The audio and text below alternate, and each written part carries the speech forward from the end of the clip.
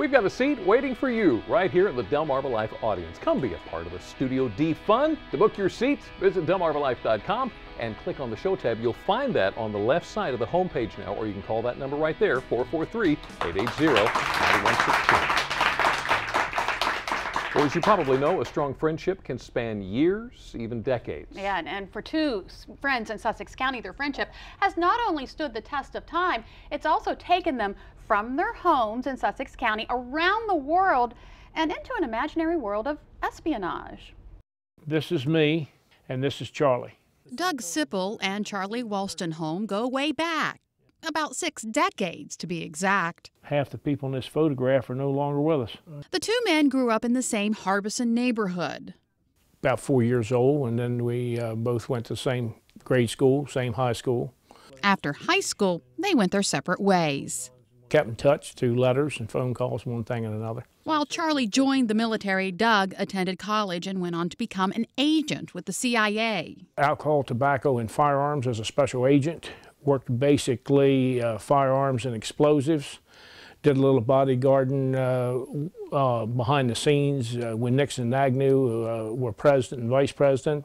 Eventually, both men ended up back in Sussex County, each ready for something new.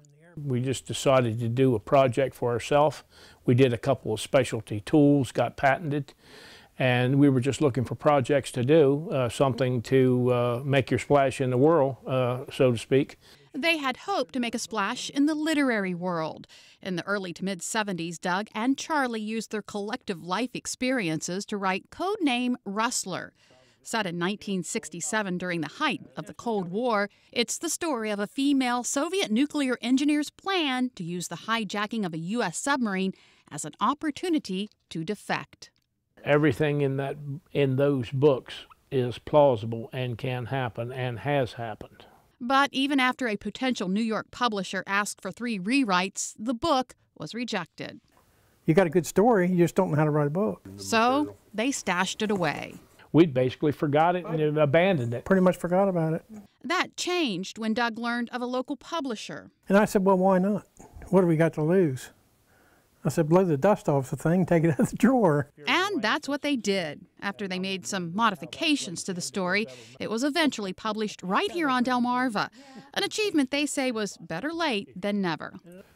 In 2 words, thank God. A lot of work, a lot of effort, a lot of time, a lot of blood, sweat, and tears. The writing duo has penned a sequel to the first book and is getting ready to release a third. Although their writing has matured, their process is virtually the same.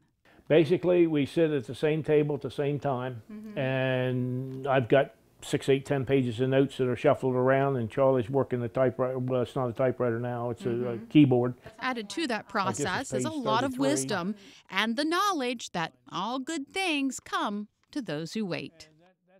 It certainly does. And as I said, Charlie and Doug are getting ready to release their third book. It's called Forced Intervention. The authors are working with the art department at Salisbury University to develop a cover for the book, and it's expected out later this spring. Wow. And it's a good book. I read it. Did you really? I did. I liked it a lot. What a great story. Well, still ahead on Delmarva Life, he said he was 97% sure he would retire, but now professional football player Tony Gonzalez may be looking forward to another season on the gridiron. This weekend, it's all about college basketball, which team he thinks is going all the way, and the one thing that makes him more nervous than his own football game. Delmarva Life will be right back.